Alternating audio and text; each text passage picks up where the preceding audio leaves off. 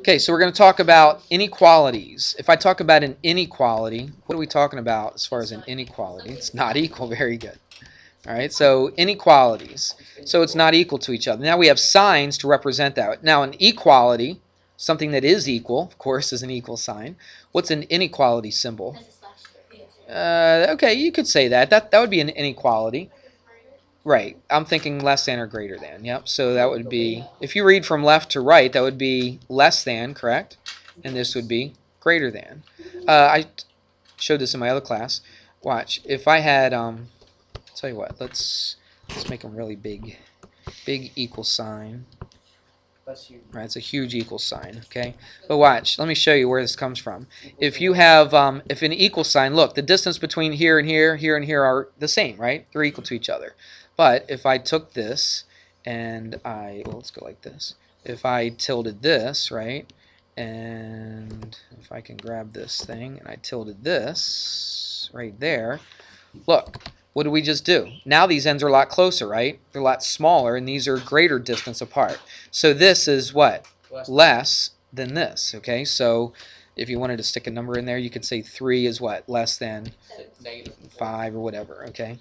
3 is not less than negative anything, okay? Now it's a super huge less than sign, but you could read it the other way, couldn't you? You could read it right to left as well. You could say 5 is what? Greater than 3. So if I read it right to left, 5 greater than 3, or 3 is less than 5. Everybody got that? Okay. That's just real basic stuff. I just wanted to make sure that we're on the same page on that kind of thing. All right, let's talk about this. This looks just as easy. You'll see where I'm going with this. So what if I said 2 plus, I don't know, 5 equals 7? Okay? Look at that. Now we're really testing you, aren't we? The whole reason I'm doing this is for this purpose. Look, if these two numbers, we're just talking positive numbers here. We're not talking negative numbers, okay? But if these two numbers add up to be this sum, this is the sum right here. If these two numbers add up to be 7, what could I say as far as inequalities? What could I say about 2 compared to 7? What could I say about 5 compared to 7? 2 must be what? Less than 7. Would you agree? Has to be. If these two add up to be 7, both of these have to be less than 7. Would you agree? Yeah. Again, considering all positive numbers. And then what? 5 also has to be what? Less than 7. You could read it the other way too, couldn't you? You could say 7 has to be greater than what? 5, and 7 has to be greater than 2. You could look at it either way. Now, why did I do that? It seems pretty simplified for what we're doing here. And it is. But we're doing this for a reason. I want to, now we're going to draw a triangle. Okay, and kind of like this, kind of like that. All right, please. We'll call this angle 1. We'll call this one 2 and 3 down here. Nope. Tell me something. We've learned this before. Tell me something, the name of angle 1 right here. Exterior. No, exterior. It's an exterior angle. It's on the outside. Look what I did. I took one side of the triangle, extended it, and that angle that's formed right here is an exterior angle. Everybody with me on that? So that right there is an exterior angle. Tell me the names 2 and 3. What do I call 2 and 3? Interior angle. Okay, they're interior, but they're more than what? This is also an interior angle, but I'm not considering this angle right here. Say, no, not opposite. There's a word we used. It's far away. What word did we use when we say it's further away? If you watch TV, I gave a big story about this when we talked about this. When we watch TV, we use a what? Okay, so what are these? The remote interior angles. You don't remember that? You guys are looking at me like I'm speaking another language here. Well, for some of you, I am speaking another language. So anyway, these are remote interior angles. Let's stop the comments, please. Okay, we're worried too much about the funny things we're going to say after everything that I say, and you're not concentrating on what's being said up here. Okay, so let's stop and let's concentrate. These are remote interior angles. This is an exterior angle. What did we learn? We learned this some time ago. We said that angle 1 is equal to what?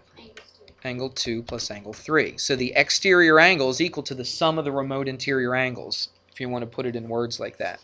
Now, do you see what I was getting at before? Yeah. So what must be true as far as the inequalities here? I could say that angle 1 has to be what? Compared to 2 or 3? greater than angle 2, and angle 1 has to be what? Greater than angle 3. Now you got to be careful. Sometimes the greater than and the angle symbols kind of blend in, but just kind of keep them separate. So angle 1 has to be greater than angle 2. So if I'm looking at this and I'm saying, okay, which angle has to be bigger than the other angle? Well, angle 1 has to be bigger than angle 2. Agree? And angle 1 also has to be bigger than angle 3. Why? Because of this theorem. This is a theorem that we're basically talking about right here. And they give it a name. Since this is an exterior angle, they call it the exterior angle. Now, they're inequalities, right? So we call it the exterior angle what? Inequality theorem. That makes sense. Okay? So whenever you have an exterior angle, it's bigger than the two. Right. Anytime you have an exterior angle, it's always bigger than either one of the two remote interior angles. Now, together, if I added them up, it would be actually equal to it, right? If I took the sum of them. But individually, angle 1 has to be bigger than 2, and angle 1 has to be bigger than 3. You could look at it the other way around, too, couldn't you? So You could look at angle 3 and say, what angle is bigger than angle 3? And you don't just look at it and say, well, that looks bigger than this, or that looks bigger than this. You don't go by that. You got to go by the theorem. If I said angle 3, what angle has to be bigger than angle 3? Angle 1, right? Because angle 1 has to be bigger than 3, and it also is bigger than what? 2 as well. You follow me? So I couldn't say 2 because I don't know enough information. Now, angle 2 might very well be bigger than 3, but I can't tell just from this information, can I?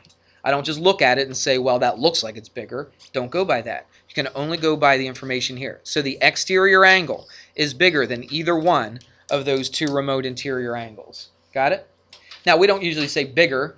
What's more of a mathy way to say it? Greater than, right. Greater than, okay, and less than. That's what we use. Everybody with me on that? All right, let's do an example. And this is the basics of it. We're going to take this and apply it to this example that we're going to do, and hopefully that'll make sense to you. All right, here's the picture that's given. This is an example. It's on page 343 if you want to follow along at some point. Okay, it's straight from the book. All right, so it's page 343.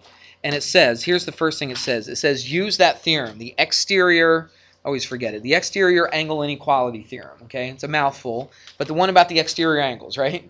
So let's use that to show which angles measure less than angle 7. So I want to find the angles that are less than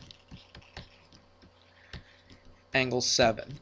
Now, there may be more angles in this picture that are actually less than angle 7, but I only can go by what I know from this theorem, okay? I'm just going by the theorem to decide which angles are less than angle 7.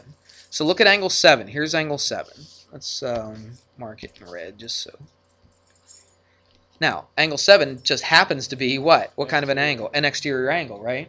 So what did we just finish learning about the exterior angles and the remote interior angles? The exterior angle is always bigger than what? Than the two remote interior angles, okay? So that means what?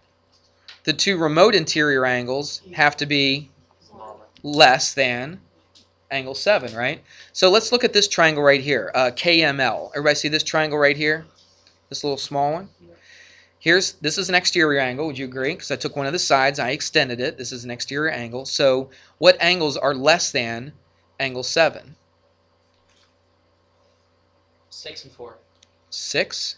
Is 6 a remote interior angle? Yep. No. Oh. Well, let's just talk about this triangle. I'm just talking about KML for right now, okay? 5 and 4, right. 5 and 4 are remote interior angles to angle 7. Would you agree? So far, angle 4 and angle 5 are both smaller than angle 7. And that's because of that theorem, the exterior angle inequality theorem. Does it make sense? All right, Rachel, you saw something else. What did you see? Okay, look at this big triangle right here, JKL. Everybody see that big old triangle right here? Angle 7 is also an exterior angle, isn't it? To that big triangle right here. So what are the remote interior angles to angle 7 on the big triangle, JKL? Why do you keep saying 6? Because I like 6 is right next to 7. Yeah, but Don't be silly. All right. Okay, you keep saying 6, but 6 is right next to Oh, 7. yeah. It's not remote. It's not further Also away. knows remote from Y. Okay, so which ones are the remote interior angles to angle 7? Angle 1 and, well, 2 plus 4. Right, this combination of 2 and 4. But watch. Well, let's write down angle 1. So we know angle 1's got to be less than 7, right? Because if 7 is the exterior angle, angle 1 is the remote interior angle to angle 7. So that has to be smaller than angle 7. But look at 2 and 4. Even this big old angle right here, from here all the way to there, has to be less than angle 7. Right? I don't even know the measurements of those, but I know that it's going to be less than 7. Because this whole thing and this one right here have to add up to be 7. So 2 and 4 have to be less than 7. Well, if 2 and 4 added together are less than 7, then angle 2's got to be less than 7, right? And what else? And angle 4's got to be less than 7. Well, we've already established angle 4 was less than 7 to begin with, so we don't have to repeat that. So what else could we say? Angle 2 is also less than 7. That's kind of like proof. Okay? Not really. No. All right? I mean, you have to have reasons to back stuff Well, up, yeah, but that's fine. that's not always true. I mean, that's true with a lot of things and not just proofs. Okay?